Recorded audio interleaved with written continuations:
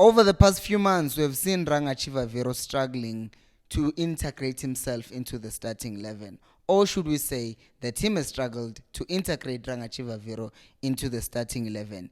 Even at times when he has played, it didn't look like the striker that we expected to see when we signed him from Marumo Gallants. We can say the same thing with Jason Gonzalez. He has played a few games, and even when he did play, he did not look make sure. And in recent games, we've seen that he has sat on the bench. And now Kaizer Chiefs are linked with a striker that they did want to sign before, but now there are even better chances of them signing him. But what's going to happen, because there is more than one factor that's going to affect this transfer? Well, it just so happens that in this video, we're going to talk about that. We're also going to talk about what Kevin Johnson has said about coaching Kaizer Chiefs, and something that he says actually contradicts what Bobby Mtaung said about us Kaizer Chiefs fans. That would be interesting. Hello and welcome to Kosi Nation Fan TV. I am Belo, I am your host, and this is where fans meet and talk about Kaizer Chiefs. Amakosi Football Club. So the striker I am talking about is Walter Bwalwa. He is a DRC striker who is currently a free agent. Oh my days. That is music to Kaizer Chiefs' ears, because according to Unplayable, they say he's linked with Chiefs again.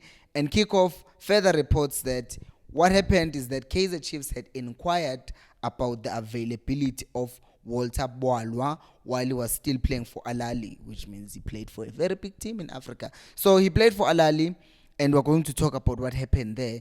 And then when Chiefs inquired about his services, apparently Al Ahly said, no, we do not want to sell this player to you. And Chiefs just left him like that. But now he's available because he's a free agent. And if we look at his stats, I want to look at the season before he went to Al Ahly and the season when he was at Al Ahly and what was happening in between. So first up, overall in his career, there are 97 games that are shown by transfer markets. They show that he has played 97 games in his career. He's 28, by the way, which does not make sense. 97 games in his career, and a total of 28 goals. That's not convincing to me personally. Like 97 games, 28 goals. And where did his goals actually come from? So when he was playing for El Gona in 1920 season, the 1920 season, he actually played 35 games and he scored 16 games. But if you look at the team like El Gona compared to Al Ahly, they are two different teams of different sizes. So that also kind of factors in. Because once he went to Al Ahly, he played 31 games and only managed to score 5 goals. And what was happening in his time in Al Ahly as well is that he was loaned out to another team, then he comes back, then he gets loaned out again. I don't know what this is, but that does not look like a striker that would thrive at Kaizer Chiefs. Because there's one thing that I know that is common about Kaizer Chiefs and Al Ahly. There are two big teams. Yes, Al Ahly is more successful than Kaizer Chiefs. I know before Sundowns fans say, but Al Ahly, don't compare yourself to Al Ahly. Anyways, two big teams with very vocal fan bases. So if he comes to Kaizer Chiefs after struggling to Al Ahly and then he struggles for 2 games, I remember with Gonzalez, people were screaming in Polokwane wanting him to be subbed in 27 minutes. So if there is a striker who's going to come to Kaizer Chiefs and struggle, that's going to be an issue. And I don't think that there would be a good idea to then sign a striker who's proven that he struggles in bigger teams compared to smaller teams.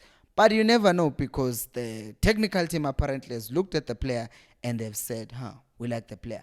But you have to stop and think about it. Which technical team was this?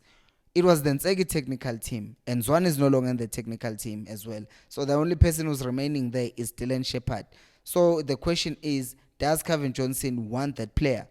But wait a minute. Remember that the people who are deciding at Kaizer Chiefs is not just the technical team, but it's also the people who are above them, which means Kaizer Mtaung Jr. is looking and is seeing that the guy is now available, which means they can go and get him. But the question is still, do I actually think he would come to Chiefs? Well, yes and no. First up, yes, because we have seen that Gonzalez is not being played. And if you are a player who came to another team on a loan, the team that sent you out on a loan back in wherever he's coming from. It's Colombia, right? Yeah, it's Colombia. From Colombia, his team in Colombia that sent him out on a loan, they see that he's not being played at Kaizer Chiefs. He can easily be recalled in January. And if he gets recalled in January, that means it opens up a foreign space. And that's where Walter Balwa can then come in and be signed by Kaizer Chiefs. So I do think it's a possibility in that sense that it can come in and be signed. And also because obviously if the technical team already, or the Kaizer Chiefs, the club itself, already inquired about this player, this means there is a solid interest there.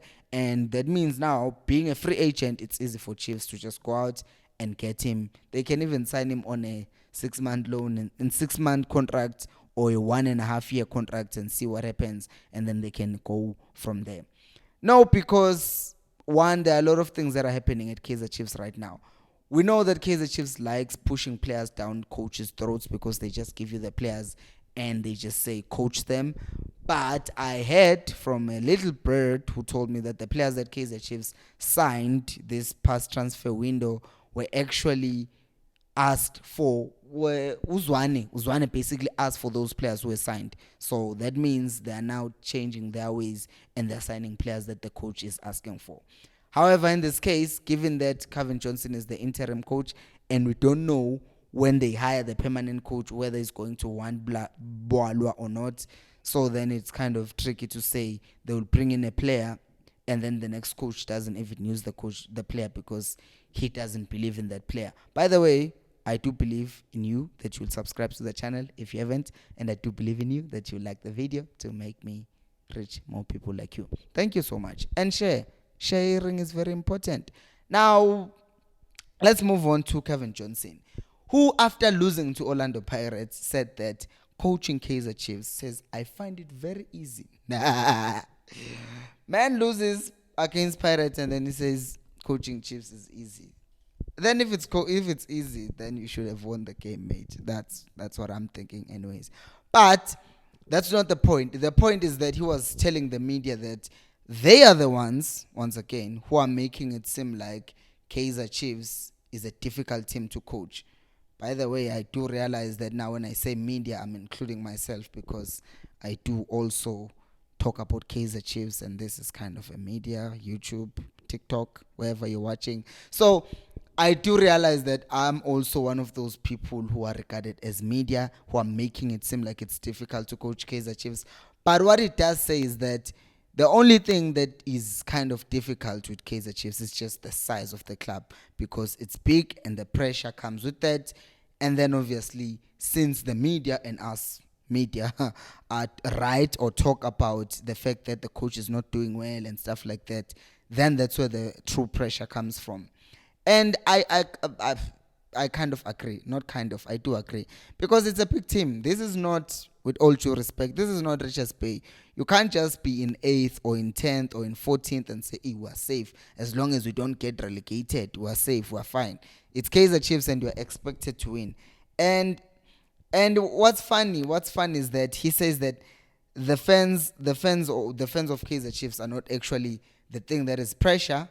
Because you remember what Bobby said in the video that I made the other day. He said that the fans are the ones who are bringing this culture of being impatient and all of that stuff. But the coach is saying it's actually the media who are writing about the fans being impatient, and that is making this job appear to be difficult.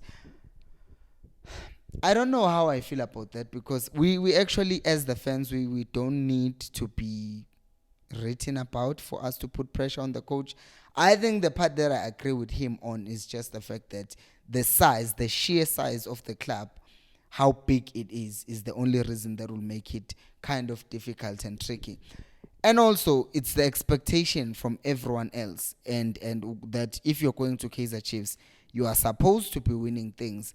But I feel like there is a mismatch in those things, because us fans were expecting the coach, when it comes to Kaizer Chiefs, to start winning things. However, the management just doesn't seem to care whether we win or not, because as a brand, the club is doing so well and they are focusing on that. But us as fans, we want to win things, and then there's that mismatch, and the coach ends up being caught in the middle. I think it was Telang, who was Telang Leviane. Yeah, I hope I'm saying your name right.